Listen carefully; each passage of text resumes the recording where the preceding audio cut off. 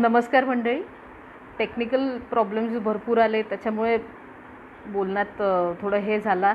येतोय आवाज? आता मला खरंच सांगा, येतोय आवाज?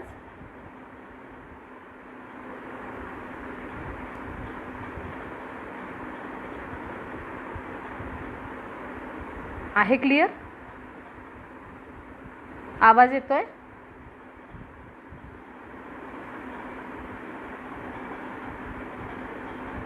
समबडी हू इज वॉचिंग, आवाज येतोय? क्लिअर येतोय? कारण दोनदा माझा आवाजाचा प्रॉब्लेम आला, त्याच्यामुळे. ओके, क्लिअर ना? थँक्स. सो मी तेजस्वी बारब्दे, अमरावतीवरून. नाव माझा विषय आज ब्लू मॉर्निंगने मला दिलेला आहे, युवा पिढी आणि राजकारण. विषय क्रिटिकल आहे. क्रिटिकल इन द सेन्स बोलायला क्रिटिकल नाही आहे, अनुभवायला क्रिटिकल नाही आहे, पण म्हणजे जनतेने त्याला जास्त क्रिटिकल करून ठेवलेलं आहे. कारण राजकारण हे आपल्यासारख्याचं नाही, सामान्य माणसाचं हे क्षेत्र नाही, किंवा इतर काही गोष्टी, ह्याच्यामुळे थोडा प्रॉब्लेम आलेला आहे. तर राजकारण हा विषय मला तरी असं वाटतं की आपल्या रोजच्या जगण्यातला विषय आहे. आपल्या रोजच्या जगण्यात, आपल्या रोजच्या जे काही आपलं डेली रुटीन चालतं, त्या सगळ्या याच्यात हा येणारा विषय म्हणजे राजकारण असतो. आणि राजकारणात, कारण आपला देश जो आहे हा लोकशाहीवर चालणारा देश आहे. महामानव डॉक्टर बाबासाहेब आंबेडकर यांनी जी घटना आपल्या देशाला दिली, त्या घटनेवर आपण आपला देश जो आहे तो वाटचाल करतो. आणि त्यात असं सांगितलं आहे की भारत हा लोकशाहीवर चालणारा देश आहे.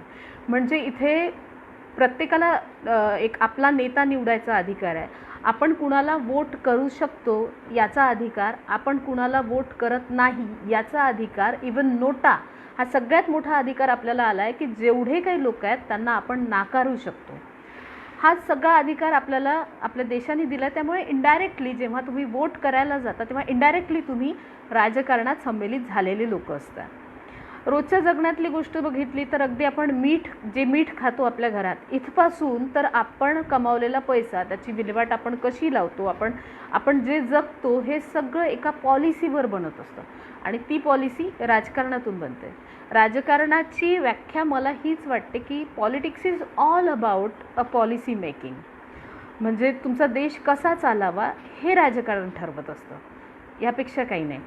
म्हणून सगळ्यात आधी हे मिसकन्सेप्शन जे आहे, किंवा हा जो निगेटिव्ह अप्रोच आपण राजकारणाकडे आणलेला आहे, तो अप्रोच काढून टाकला पाहिजे की राजकीय क्षेत्र हे थोडंसं वेगळं क्षेत्र आहे.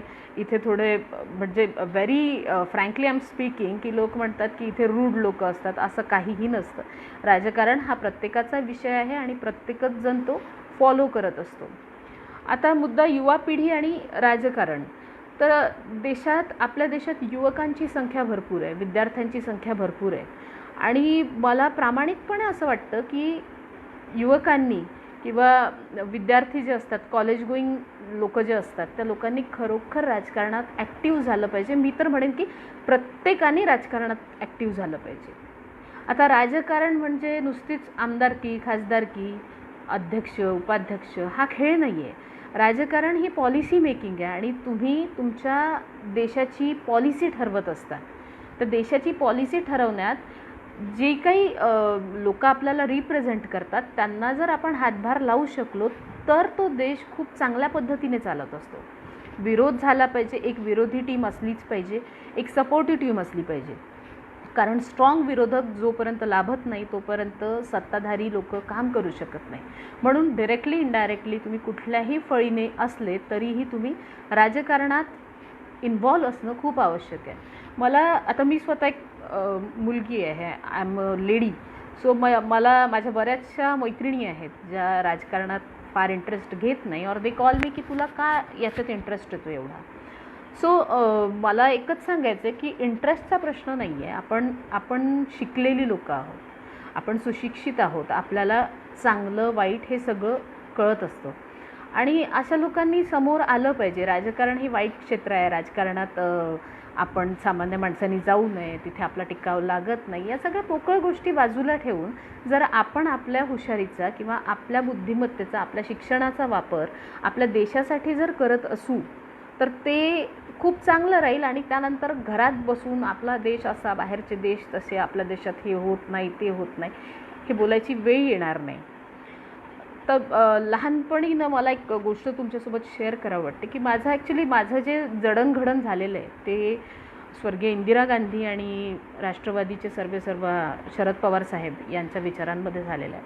म्हणजे मी दुसरीत और तिसरीत असेल, मला नीट आठवत नाही, तेव्हा मला एक माझ्या शाळेने बालगटातून भाषणासाठी हे केलं होतं. म्हणजे मला माझ्या आईने आधीपासून वाचन, भाषण या सगळ्या गोष्टी शिकवलेल्याच होत्या. तर भाषणात हे केलं आणि मला तेव्हा ते नुकतंच वाचायला शिकली होती, तुटक वाचणं जमत होतं आणि मला वाटत होतं की भाषण आपण वाचू देऊ आणि मोकळं होऊयात. तर माझ्या आईने तेव्हा मला एकच सांगितलं होतं की म्हणजे it's a part of joke actually, की या देशात दोनच लोक जे आहेत जे न वाचता भाषण देतात, एक इंदिरा गांधी आणि दुसरे शरद पवार. तर हे सगळं माझ्या डोक्यात गेलं आणि मी म्हटलं हो, हे दोघंच न वाचता भाषण देतात ना पूर्ण जगात, बाकी जग अख्खं वाचून भाषण देतं ना, मग मला ह्या दोघांच्या रांगेत बसायचं. मग मी तेव्हापासून ते भाषण शिकत गेली. तर हळूहळू असे संस्कार आपल्यावरती होत असतात. म्हणजे आता तुमच्याशी संवाद साधते म्हणून या पर्सनल गोष्टी बोलायला इंटरेस्ट यासाठी येतो आहे, कारण काय होतं, घरातून आपल्याला बरेचदा ह्या सगळ्या गोष्टींचं हे होत नाही. म्हणजे मी जो विषय बोलली की माझ्या मैत्रिणी बऱ्याच म्हणतात की we are least interested in politics, we are least interested in this. पण तुम्ही ज्या देशात राहता आहात त्या देशाची पॉलिसी कशी चालते, ती किती बरोबर आहे, ती किती चुकीची आहे, त्यात काय आपण चेंजेस करू शकतो किंवा आपण त्याला कसं ॲप्रिशिएट करू शकतो, हे सगळ्यात महत्त्वाचं आहे. आणि याच्यासाठी तुम्ही लीस्ट इंटरेस्ट, बियॉन्ड दिस वगैरे वगैरे हे असे शब्द वापरणे मला कम्प्लिटली चुकीचे वाटतात. कदाचित याच्यावरती लोक आक्षेप घेतील, पण राजकारणाविषयी चुकीचा मानस ठेवून सतत त्या क्षेत्राला चुकीचं समजणे, दिस इज कम्प्लिटली रॉंग. तुम्ही प्रत्येक गोष्ट जी करत आहात ती तुमच्या देशाशी निगडीत आहे आणि ती तुम्हाला करावी लागणार आहे. So this is the way you can come in to politics and you can change something which you want. System बदलायची आहे, सिस्टीमचं काही होऊ शकत नाही. तुम्ही सिस्टीममध्ये जोपर्यंत येत नाही तोपर्यंत खरोखर सिस्टीमचं काही होणार नाही. सो प्रत्येकाने यावं. आता प्रत्येकाने राजकारणात यावं म्हणजे प्रत्येकाने आमदार व्हावं, खासदार व्हावं, अध्यक्ष व्हावं, उपाध्यक्ष व्हावं, हा खेळ नाही आहे. राजकारणात येताना तुम्ही कुठल्या तरी पदावरच असले पाहिजे असा आग्रह मुळीच नाही. मी पुन्हा सांगते, 2014 जे देशात सत्तांतर झालं, जी काही सत्ता पालट झाली त्याला कारणीभूत यूथ आहे. बरेचदा मी कुठली विचारसरणी ठेवून सध्या बोलत नाही आहे. मी ॲज अ IT प्रोफेशनल आणि as a writer, as a human being, as a citizen of India मी बोलते आहे की बरेचदा चुकीच्या गोष्टी होतात, युवकांकडून सुद्धा चुकीच्या गोष्टी होतात आणि त्या होऊ नयेत म्हणून आपली एक विवेक बुद्धी जागृत ठेवावी. 2014 साली देशात सत्तापालट जे झालं ते युवकांमुळे झालं, सोशल मीडिया वापरणाऱ्या युवकांमुळे झालं. म्हणजे युवकांची ताकद एवढी जास्त आहे की अख्खा देश, ज्या देशावरती एक पक्ष इतके वर्षापासून राज्य करत होता, तो पक्ष समूह नष्ट करून दुसऱ्या पक्षाची बहुमतात सत्ता आणण्याची ताकद आपल्या देशाच्या युवकांमध्ये आहे. आणि म्हणूनच असं वारंवार मला वाटतं की युवकांनी म्हणजे ही ताकद जर पॉझिटिव्हली यूज केली, मी निगेटिव्हली यूज केली हे सुद्धा म्हणत नाही. तो काळ होता 2014 अण्णा हजारेंच्या आंदोलनाची गोष्ट, की अण्णा हजारेंच्या आंदोलनाच्या वेळी मी 3rd इयर ऑफ इंजिनिअरिंगला होती, 2nd इयर और 3rd इयर. त्यावेळीसुद्धा मी बघितलं की झुंडीच्या झुंडी रस्त्यावर येत होतात आणि सगळे युवक होते. म्हणजे ना, युवक काय करू शकतात, तर युवक एखादी गोष्ट बदलू शकतात याच्याबद्दल म्हणजे मला तेव्हा जाणवलं. मला तेव्हा फार काही हे नव्हतं, मला फार समज नव्हती राजकारणाची, पण मला एक कळलं होतं की आपल्यासारखे लोक जर स्वतःचं एक सर्कल सोडून, म्हणजे तेव्हा एक आमचं कॉलेजमध्ये असताना आपलं एक सर्कल असतं, आपण एक मित्रमैत्रिणी, अभ्यास, परीक्षा, सबमिशन एटसेट्रा, म्हणजे हे इंजिनिअरिंगवाल्यांचं, बाकीच्यांचं काहीतरी याच पद्धतीचं असतं. हे सोडून जर आपण रस्त्यावर उतरलो तर आपण एखादी गोष्ट बदलू शकतो, हे अण्णा हजारेंच्या आंदोलनामुळे लक्षात आलं होतं. तर ते आंदोलन झालं, त्याच्यानंतर सडन सत्ता पालट झाली, त्याच्यानंतर बरंचसं काही बदलत गेलं. तर हे सगळं होत असताना आपण आताही हाच विचार केला पाहिजे की जर एखादी गोष्ट आपण रस्त्यावर उतरून करू शकतो आहे किंवा सोशल मीडिया वापरून करू शकतो आहे, तर आपण ती गोष्ट ठासून केली पाहिजे. मला आपल्या देशाचे, महाराष्ट्राचे काही नेते, देशाचेही म्हणणार नाही मी, महाराष्ट्रावरच बोलूयात, शरद पवार साहेब किंवा गोपीनाथराव मुंडे साहेब किंवा विलासराव देशमुख साहेब किंवा प्रमोद महाजन, बाळासाहेब ठाकरे ही लोक एक स्वतःच्या युवा अवस्थेत रस्त्यावर उतरली आणि रस्त्यावर उतरून या लोकांनी काय केलं तर या लोकांनी पूर्ण रान पेटवलं आणि सगळ्या युवकांना हातात घेतलं.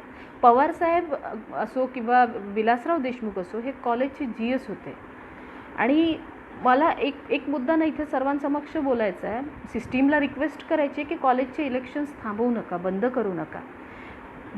जे काही नेते घडतात, कार्यकर्ते घडतात, युवक घडतात ते या इलेक्शन्समधून घडतात. थोड्याफार निगेटिव्ह गोष्टी झाल्या असतील तर त्या कव्हर होऊ शकतात, एवढा आजचा युवक सक्षम झालेला आहे. पण हे सपशेल बंद करणं हा निर्णय मला कायम चुकीचा वाटत आला आहे आणि आताही चुकीचा वाटतो. त्यात जर बदल झाला तर ते फार चांगली गोष्ट राहील. तर विलासराव देशमुख किंवा शरद पवार साहेब किंवा गोपीनाथराव मुंडे यांची जर एक आपण हिस्ट्री चेक केली तर अगदी तळागाळातून आलेले हे नेते आहेत आणि मातीतून निघालेली लोक आहेत. म्हणजे यांच्याकडे तेव्हा साधनं नव्हती. आपल्याकडे भरपूर साधनं सध्या अवेलेबल आहेत. आपल्या सोशल मीडिया आहे, टेक्नॉलॉजी एवढी डेव्हलप झालेली आहे, तुमच्याकडे तुमच्या गाड्या आहेत. त्यावेळी म्हणजे कसं त्यांनी सगळं कनेक्टिव्हिटी कशी ठेवली असेल किंवा नेटवर्किंग कसं केलं असेल हे खरोखर वाखाणण्यासारखं आहे. आणि ती एक गोष्ट माझ्यासारखीला प्रेरणा देऊन जाते की त्या काळात साधनं अवेलेबल नसताना ते लोक जर हे करू शकतात तर आज आपण का करू शकत नाही. म्हणून कॉलेजमधून GSचे इलेक्शन्स होणं फार इम्पॉर्टंट आहे. कॉलेजचे इलेक्शन्स थांबवू नये सरकारने आणि आपणही या लोकांचा एक वारसा जाणून घेतला पाहिजे. राजकारणात येणं म्हणजे तुम्ही काहीतरी चुकीचं करत आहात किंवा मला ना एक तुमच्या समक्ष एक गोष्ट सांगायची आहे. सोशल मीडियावरती बरेचदा मी हे बघते की म्हणजे एक कोट जो माझ्या खूप डोक्यात जातो की राजकारण म्हणजे गरिबांची सेवा करताना श्रीमंत होणे. असं अजिबात नाही आहे, असं खरोखर नाही आहे. राजकारणात जो माणूस जातो तिथली परिस्थिती त्याला माहिती असते. आता माझी तर सुरुवात आहे, मी अगदी सुरुवात आहे, मला कुठलंही बॅकग्राऊंड राजकीय नाही आहे. मी अतिशय सामान्य घरातून म्हणजे माझे वडील लेक्चरर, माझी आई गृहिणी आणि मी अशा सामान्य घरातून फक्त माझ्या बुद्धीच्या जोरावर, शिक्षणाच्या जोरावरती मी राजकारणात पाऊल ठेवते आहे. अडचणी असतात, रस्ता जो असतो तो कठीण असतो, प्रश्न नाही. पण आपली तत्त्व आणि आपलं हे सगळं जर ध्येय जर ठेवलं तर आपण राजकारणात सहज येऊ शकतो. त्यामुळे इथली परिस्थिती आता सध्या मी अनुभवते, स्वतःहून अनुभवते आणि इथले नेते मी अभ्यासते. ॲक्च्युली आत्ता एक रिसेंटली मी 22 सेलिब्रिटी नेते राज्याचे त्यांच्यावरती एक पुस्तक लिहायला घेतलं. त्याचं कव्हर प्रकाशित केलेलं आहे. आता पुस्तक लॉकडाऊननंतर लवकरच प्रकाशितही होईल. तर मी त्यांचा आधी अभ्यास केला लिहायच्या आधी की हे लोक काय करतात. खूप खाचखळगे असतात आणि एखाद्या देशाची किंवा राज्याची किंवा साधं एखाद्या गावाची सत्ता चालवणं ही काही सोपी गोष्ट नाही आहे. त्याच्या रस्ता खाव्या लागतात, खूप मेहनत आहे. त्याच्यामुळे ते वाक्य मला कायम जमतं की राजकारण म्हणजे गरिबांची सेवा करताना श्रीमंत होणे. तो भाग वेगळा आहे, तो एखाद्या दिवशी अजून आपण डिस्कस करूयात. पण सध्या मी या पॉईंटवर येते की राजकारण हे काही मजेचं मौजेचं किंवा नुसतंच काहीतरी तुम्ही मोठे होत आहे, तुम्हाला हे तुम्हाला ते असा अवास्तव काहीतरी बोलण्याचं क्षेत्रच नाही आहे. इथे भरपूर कस लागतो. मी तर म्हणेन की ज्या लोकांना स्वतःचं टॅलेंट दाखवायचं असेल किंवा ज्या लोकांना स्वतःची बुद्धिमत्ता तपासायची असेल, स्वतःचा कस किती लागतो ह्याची जर एक ओळख पटवून घ्यायची असेल त्यांनी राजकारणात सक्रियपणे आलं पाहिजे, अगदी सक्रियपणे. हे सगळं करत असताना मला एक अजून मुद्दा असा वाटतो की youth is divided into 3 parts. One is social, second is economic and third is political. सामाजिक, आर्थिक आणि राजकीय. आता मुद्दा सामाजिक आहे. सामाजिक विषयांमध्ये बरेचदा काय होतं की एक समाजसेवा हे भांडवल झालं आहे आजकाल. मी फार स्पष्ट बोलते आहे, समाजसेवा हे भांडवल लोकांनी करून ठेवलेलं आहे जे करायला नको.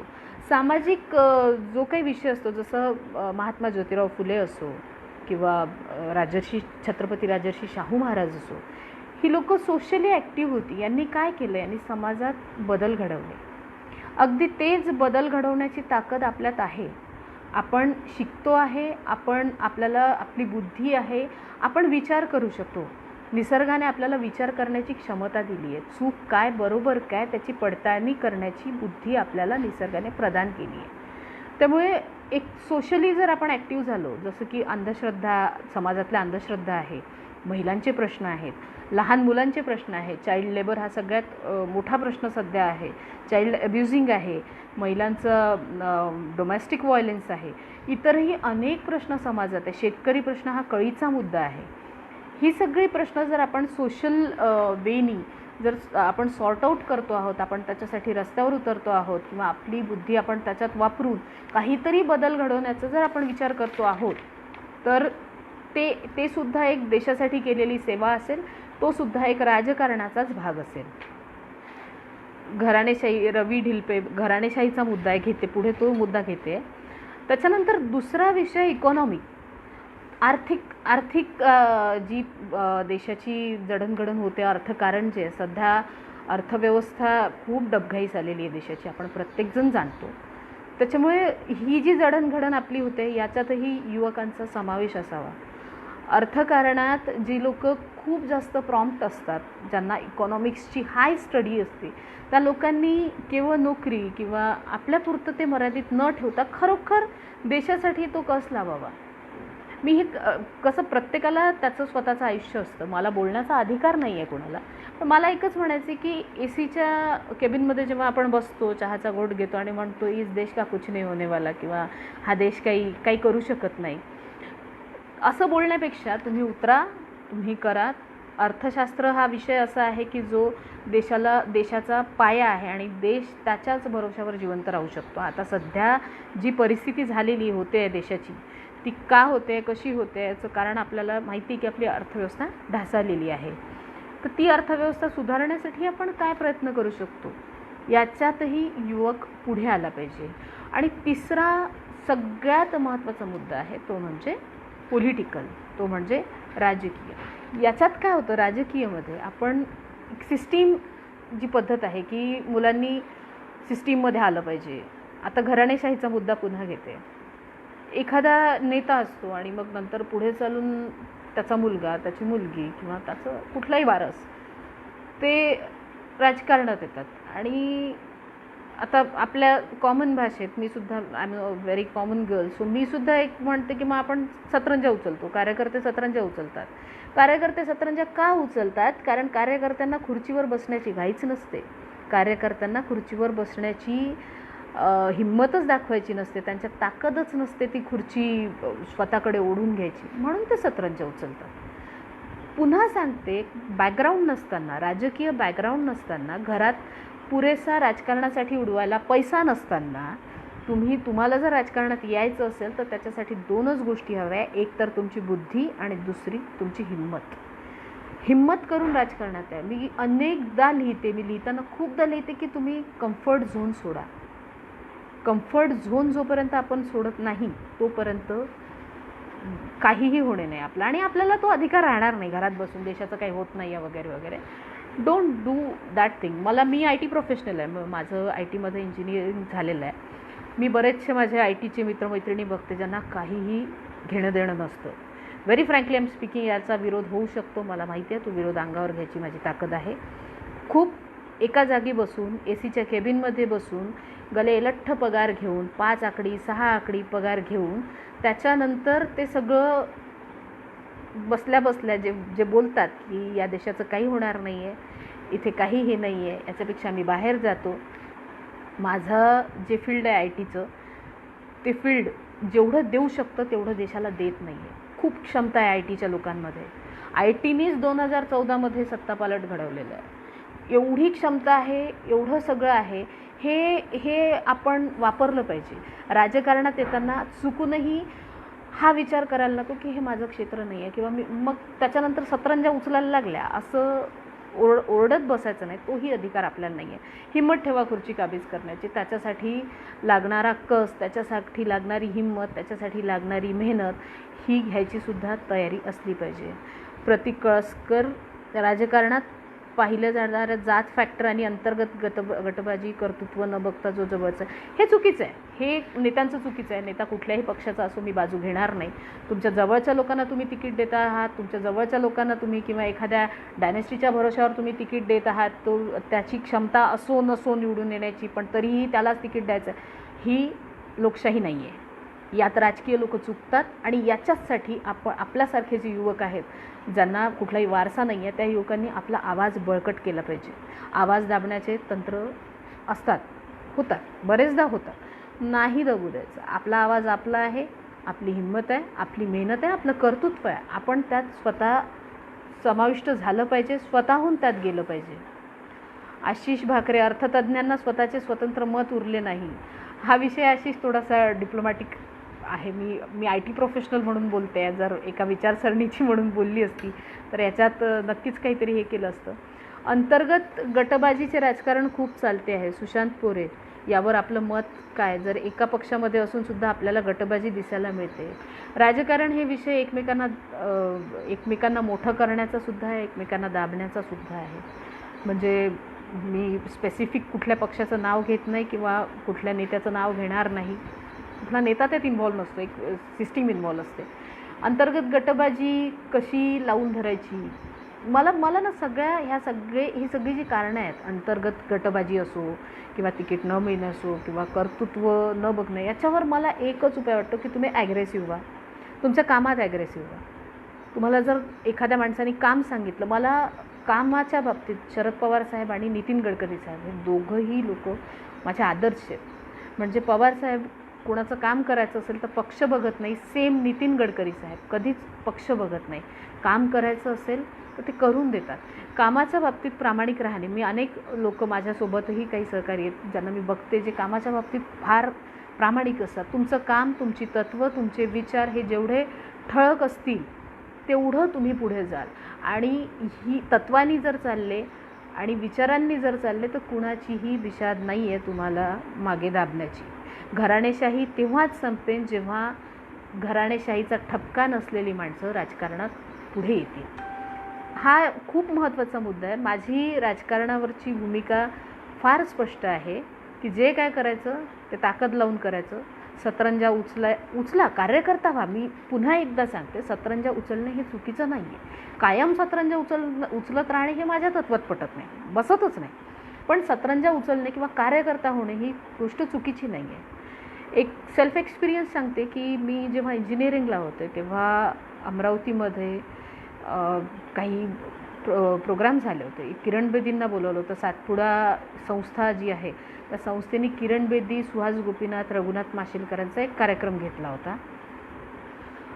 तिथे मला एक आठवतं की माझ्यासारखे, म्हणजे मी तर तेव्हा इंजिनिअरिंगला होती, माझ्याकडे कुठलं कमाईचं साधन नव्हतं, काही नव्हतं, पण माझ्यासारखे अनेक मुलं त्या फॅक्टरमध्ये बसत होते छान की चला आपल्याला कार्यक्रम करायचा आहे हा, आणि आपल्याला किरण बेदींचा हा जो कार्यक्रम आहे हा यशस्वी करून दाखवायचा आहे.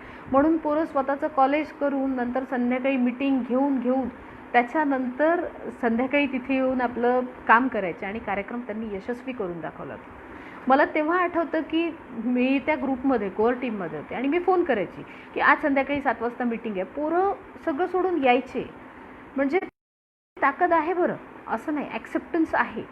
आणि कार्यकर्ते होते सगळे. आम्ही कुठेही लीडर्स नव्हतो, आम्हाला कुठलं स्टेज नव्हतं. आम्ही जे काय होतो ते सगळं काही कार्यकर्ता म्हणून करत होतो आणि त्यात मजा येत होती. मला तर असं वाटतं की ती जी मी घडली आहे त्या काळातली, मला तो जो काही अनुभव आलेला आहे तो अनुभव मला आतासुद्धा कामात येतो आहे. तर कार्यकर्ता होणं हे वाईट नाही आहे. जो कार्यकर्ता होतो तोच नेता होऊ शकतो. घरबसल्या नेता होता येत नाही. फोनच्या बटना फिरवल्याने किंवा घरातून ऑर्डर सोडल्याने चुकूनही नेता होता येणार नाही. तुम्हाला रस्त्यावर येऊन काम करावं लागेल, ग्राउंडवरती मेहनत घ्यावी लागेल, वेळ पडल्यास अगदी कार्यकर्त्यांसोबत कार्यकर्ते हातात घेऊन स्वतः कार्यकर्ता व्हावं लागेल.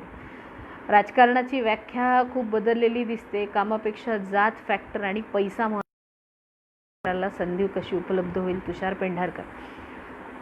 पैसा फॅक्टर महत्त्वाचा आहे, पण मी अनेक उदाहरणं आता अशी बघितली जी बिना पैशात, बिना कुठल्या आधाराने एका मोठ्या पदावरती जाऊन पोचलेली आहे.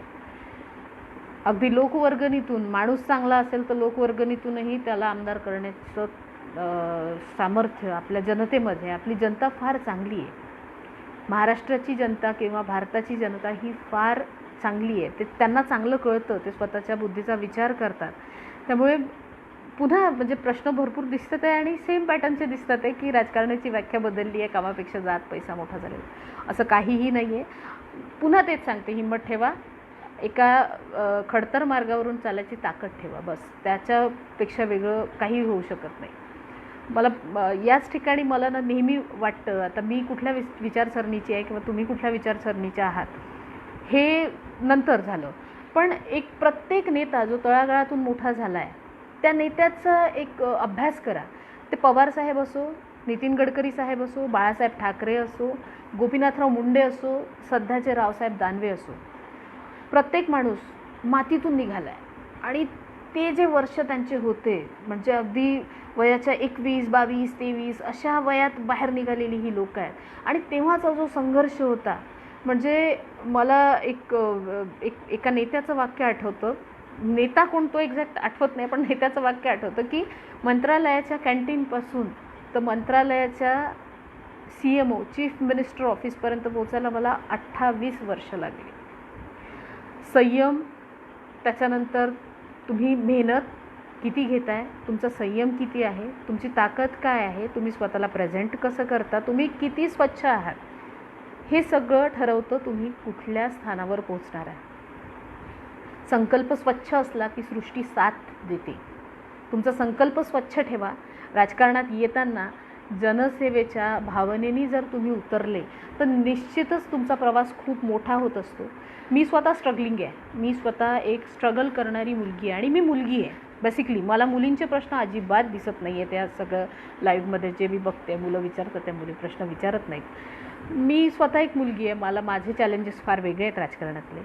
मला प्रत्येक गोष्टीला कसं टॅकल करायचं याची एक वेगळं त्याला रूप असतं. पण ठीक आहे, मुलगी मुलगा स्त्री पुरुष असा भेदभाव न करता मी सुद्धा माणूस आहे, मला अधिकार आहे, मला देश चालवायचा अधिकार आहे. माझ्या बापाने डॉक्टर बाबासाहेब आंबेडकरांनी मला माझ्या देशाच्या सर्वोच्च खुर्चीवर बसण्याचा अधिकार दिला आहे. तो प्रवास मला गाठायचा आहे. मी सध्या माझ्या घराच्या सोफ्याच्या खुर्चीवर बसली आहे, तिथून मला वरच्या खुर्चीत कसं जायचं आहे, मी खुर्चीत तर बसू शकते, मला खुर्चीतून कोणी उचलणार नाही, पण मी तो प्रवास कसा गाठणार आहे आणि मी तो प्रवास कसा करणार आहे हे सगळं माझ्यावर डिपेंड करतं. त्यामुळे पुन्हा तेच सांगते की फक्त ताकद ठेवा, हिंमत ठेवा. काही गोष्टी अंगावर येतील, काही गोष्टी दुखवतील, अपमान, त्याच्यानंतर खूप मनस्ताप, कधी कधी हे सुद्धा वाटेल की कशाला चांगलं आयुष्य सोडून याच्यात आलो आहे आपण. तुम्ही पवारसाहेबांचं लोक माझा सांगाती वाचा किंवा नितीन गडकरी साहेबांची यूट्यूबवरती भाषणं ऐका किंवा गोपीनाथराव मुंडेंचा संघर्ष वाचा. खूप ताकद असलेली ही माणसं आहे, खूप ताकद असलेली माणसं आहे. म्हणजे ह्या बाळासाहेब ठाकरे एक सामान्य नाव ज्यांनी पूर्ण मुंबई स्वतःच्या म्हणजे हातात घेतली म्हणणार नाही, पण मुंबईवरती राज्य केलं, मुंबईच्या जनतेवरती स्वतः गेल्यानंतर सुद्धा आजही ती व्यक्ती राज्य करते आहे. हे सगळं का होतं तर हे सगळं त्यांची मेहनत आहे. मातीतून निघणे हा जो मला कन्सेप्ट जो आवडतो ना, तो खरोखर सुंदर कन्सेप्ट आहे. एखादं झाड वाढताना झाडाला बऱ्याचशा ब्रांचेस येतात, एखादी फांदी तुटून पडते, गळून पडते, त्याला अर्थ नसतो, कारण ती फांदी जी असते ना तिने मूळ बघितलंच नसते, तिला माहिती नसते मुळातून कसं निघायचं, तिला रेडीमेड कुठेतरी पालवी फुटली असते आणि मग ती मोठी होत जाते ना, एक दिवस गळून पडते. पण जे घट्ट मूळ रोवलेलं असतं ना ते कधी गळून पडत नाही. त्याला तुम्ही उखरून काढायचे प्रयत्न केले ते उखरल्यासुद्धा जात नाही. म्हणून मातीतलं मूळ व्हा, ब्रांचेस भरपूर निघतात. घराणेशाही हा विषय काढला, ब्रांचेस हा शब्द त्यांच्यासाठी परफेक्ट आहे. ठीक आहे, येऊ द्यात. आपण आपला देश लोकशाहीवर चालतो, त्याच्यामुळे कुणाला अडवण्याचा आपल्याला अधिकार नाही आहे. आपल्याला आपण समोर जाण्याचा अधिकार आहे. कर्तृत्व दाखवा.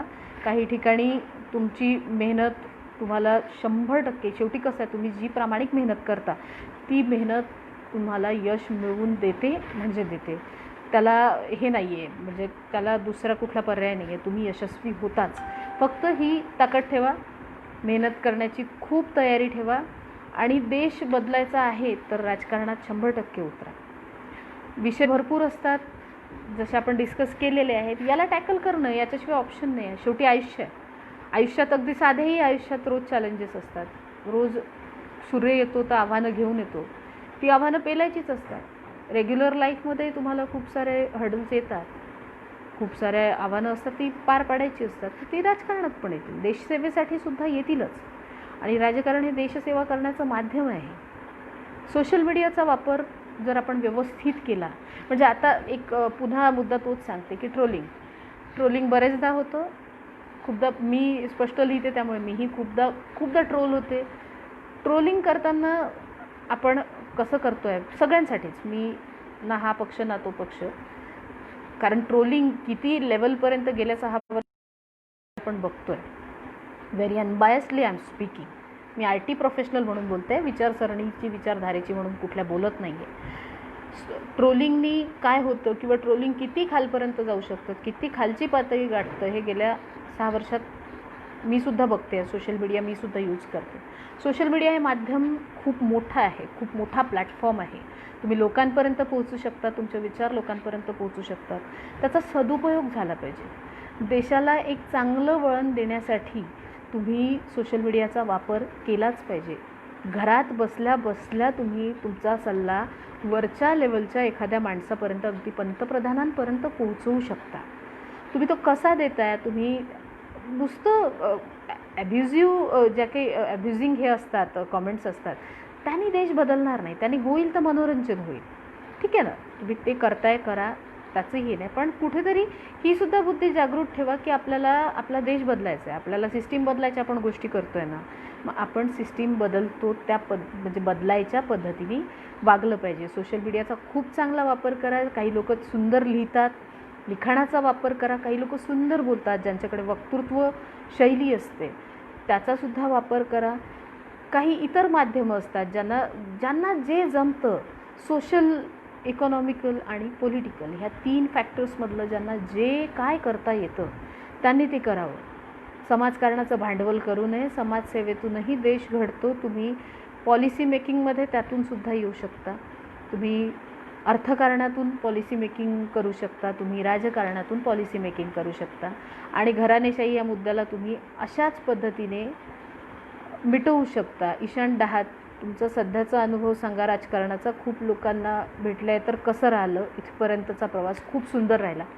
राजकारणात सक्रिय व्हायला फार वर्ष झाली नाहीत, पण जेवढे काही दिवस झाले, जेवढे काही वर्ष आता सध्या झालेले आहेत, फार सुंदर प्रवास आहे. आणि माझा बेसिकली खूप चांगला राजकारणाविषयीचा अनुभव आहे.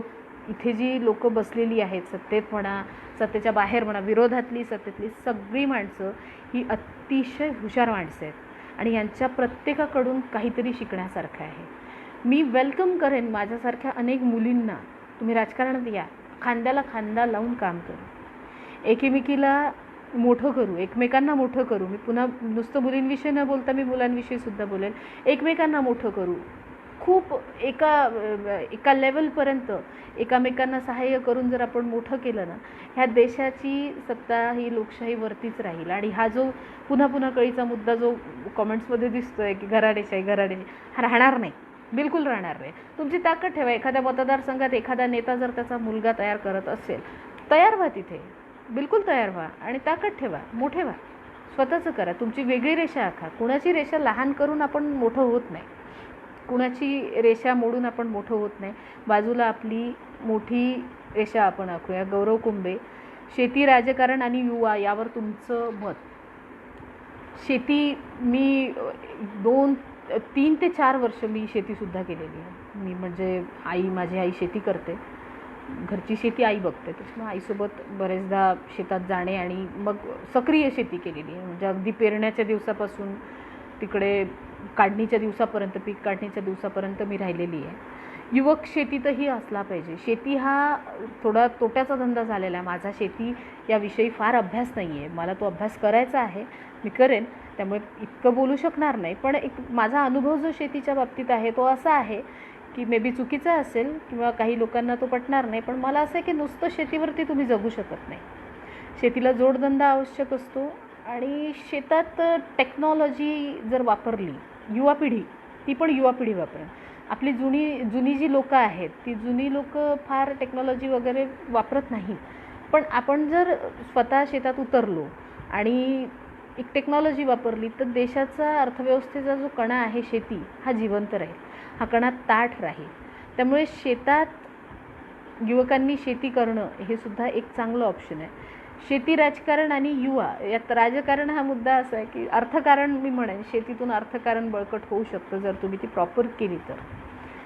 हा एक महत्त्वाचा मुद्दा. बरं झाला हा विषय घेतला. त्याच्यामुळे शेतात जाताना एक कुठेतरी एक भावना असते मातीविषयीची तुमची. एक शेती शेवटी मातृत्व आहे, ती दरवर्षी गर्भार राहते आणि दरवर्षी फळ देते. तो बेस आहे, तो बेस मिटला नाही पाहिजे. देशातली कुठलीही पॉवर जर तो बेस दाबण्याचा प्रयत्न करत असेल तर आपण लोक, म्हणजे आता मी झाली किंवा माझ्यासारखी अनेक अशी लोकं आहेत, फेसबुकवरती मला ऐकणारी सुद्धा बरीचशी लोकं आहेत जी मी बघते की जी खेड्याशी निगडीत आहे. त्या लोकांनी माती बळकट करावी, शेती बळकट करावी, आपला कणा बळकट करावा. आपला बेस हा शेती आहे. सोबत जोडधंदा तर असलाच पाहिजे, त्याच्याशिवाय पर्याय नाही. पण शेती बळकट करणं खूप आवश्यक आहे, त्याच्याशिवाय काही होणार नाही आहे. सो हा एक मुद्दा आहे. त्याच्यानंतर राजकारणात मुलींचा संबंध नसतो. मी आधीच बोलले, सुशांत पोरे आधीच तेच सांगितलं की मुली फार येत नाहीत. मुलींसाठी एक फॅक्टर असं आहे की बऱ्याचशा मुलींचं म्हणणं असतं की राजकारण हे आपलं क्षेत्रच नाही आहे, राजकारणात आपण येणं म्हणजे हे फार वेगळं आहे, ऑड क्षेत्र आहे, थोडं निगेटिव्हली बघितलं जातं. असं अजिबात नाही आहे, असं बिलकुल नाही आहे. तुम्ही तुमच्या तत्वावर, मी पुन्हा सांगते, तुम्ही तुमच्या तत्वावर, तुमच्या स्वतःवर विश्वास ठेवून आणि अगदी स्पष्टपणे जर राजकारणात वावरल्यात तर तुम्हालासुद्धा राजकारणात येणे फार कठीण नाही आहे. मी वेलकम खरंच करते मुलींना की तुम्ही या, आपण खांद्याला खांदा लावू, बळकट हो राजकारणात. मला एक खूप वाईट वाटतं, मी बरेचदा मंत्रालयात बघते किंवा खूप ठिकाणी जिथे खूप सारे पॉलिटिकल लोक असतात, विधान भवन असो किंवा जे काय असेल, तिथे महिला फार कमी असतात. म्हणजे अगदी 10:1 हा सुद्धा रेशो नाही आहे, 50:2 हा रेशो दिसतो बरेचदा. आणि बऱ्याच ठिकाणी महिला असतात तर सोबत त्यांच्या बाकी बघायला पुरुष असतात त्यांचे.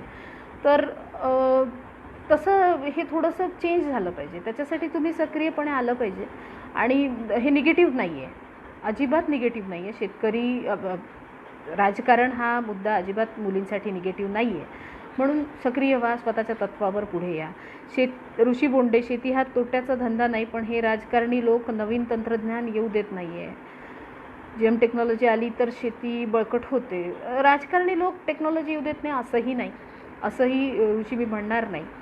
कसं असतं, एक तुम्ही टेक्नॉलॉजी कसली वापरताय, तुम्ही काय टेक्निक नेमकं वापरताय, ते जर तुम्ही थोडंसं, आता हे बघा एवढं ट्विटर आहे, फेसबुक आहे, सोशल मीडिया माध्यम आहे, किंवा तुमचा रीचसुद्धा, आपण सुशिक्षित लोक आहोत, आपण एखाद्या नेत्यापर्यंत पोहोचू शकतो. आपली टेक्नॉलॉजी, आपल्या डोक्यात जे काय आहे ते सगळं जर आपण त्या नेत्यापर्यंत पोहोचवू शकलो तर त्यांना विचार करायला भाग पडू ना.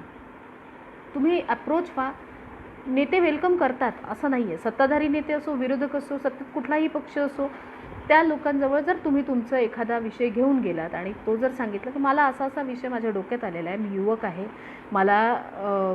मी टेक्नॉलॉजीशी कनेक्टेड यूथ आहे, सो मला असा असा मुद्दा आहे आणि असं असं होऊ शकतं, तुमचं नक्कीच मत ग्राह्य धरलं जाईल. कुठलंही मत वाया या देशात जात नाही कोणाचं, ते तर नक्कीच आहे. त्याच्यानंतर खऱ्या अर्थाने लोकशाहीला अनुकूल राजकारण आपल्या इथे होते असे तुम्हाला वाटते का? काही पॉझिटिव्ह निगेटिव्ह असतात, प्रत्येकच गोष्टीत असतात. अगदी त्याला म्हणजे एखादी गोष्ट 100% बरोबरच असते किंवा 100% चुकीची असते असं कधीच होत नाही.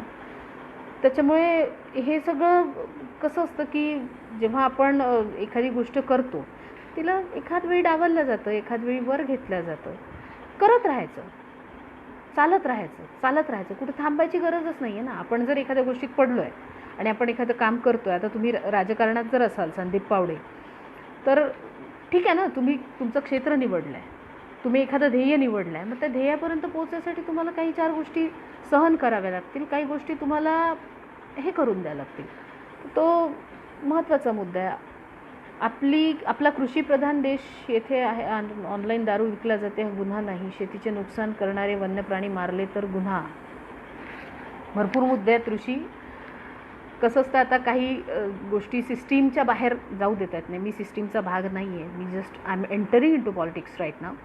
So I am just studying everything and I know की बऱ्याचशा गोष्टी आपल्या मनासारख्या होत होतात, काही होत नाही. काही गोष्टींना तडजोड नेत्यांनासुद्धा करावी लागते.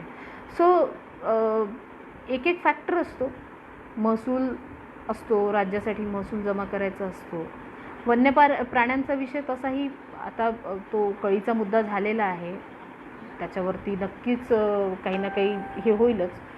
तर हे आहे, GM स्कॉलरशिपवर सरकार चुकीचे निर्णय घेत आहेत. माझ्यासारख्या विद्यार्थीचं फार नुकसान होत आहे. मुद्दा पोहोचवा वरपर्यंत आणि तुमचं नक्कीच एक तर ट्विट करा मंत्र्यांना. स्कॉलरशिपबद्दल जो काही मुद्दा सध्या सुरू आहे, मंत्र्यांना ट्विट करा, त्यांच्यापर्यंत तुमचा विषय पोहोचवा, समाधान होईलच. तर असं आहे, आता फार वेळ घेणार नाही म्हणून एक on the conclusion I am coming की मुलींनी राजकारणात या सगळ्यात माझा हा महत्त्वाचा मुद्दा. जुने राजकीय नेते जे मुळापासून तयार झालेले आहेत त्यांना वाचन वाढवा. वाचन वाढवून ती लोकं कशी घडली किंवा त्या लोकांनी काय संघर्ष केला, जो संघर्ष आपल्याला करावा लागेल. हे संघर्ष अटळ आहे. राजकारणात तुम्हाला कोणीही भाजलेली पोळी देणार नाही. तुम्हाला स्वतःला पोळी लाटावी लागेल, तव्यावर ठेवावी लागेल, त्याच्यासाठी हाताला लागणारे चटके सहन करावे लागेल. त्याला ऑप्शन नाही आहे, कसलंच ऑप्शन नाही आहे. राजकारण हे फार स्मूथ पाथ नाही आहे की where there are something soft things you walking on. असं अजिबात होणार नाही. There are thrones. तुम्हाला जावंच लागेल. सो ते करावंच लागेल. त्याला काही पर्याय नाही आहे. म्हणून राजकारणात कारणं देणे हा एक फार मला चुकीची गोष्ट वाटते. कारणं देऊन कोणी मोठं होत नाही. काही गरजच नाही आहे कारणं देण्याची. आपण निवडलं ना, मग करायचं ना. तुम्ही जर राजकारणात असाल, ही जी काही 2-3 लोकांचे मला प्रश्न दिसतात आहे, तुम्ही जर राजकारणात असाल तर तुम्ही हा संघर्ष अटळ आहे असं समजा आणि वाटचाल करा. बाकी बरेचसे प्रश्न झालेले आहेत. सो फार आता वेळ तुमचाही घेणार नाही. या राजकारणात सक्रिय व्हा, मैदानात उतरा, ग्राउंडवरती काम करा, लोकांची कामं करूयात. म्हणजे मी सल्ला देण्यात मोठी नाही आहे, म्हणते की सोबत या, आपण काम करू, आपण लोकांना बळकट करू, स्वतःला बळकट करू, देशाची सिस्टीम बळकट करू आणि देशाला लवकरात लवकर महासत्ता बनवूयात. Okay, thank you so much. Thank you blue morning. Thank you people for listening me. See you soon. Bye.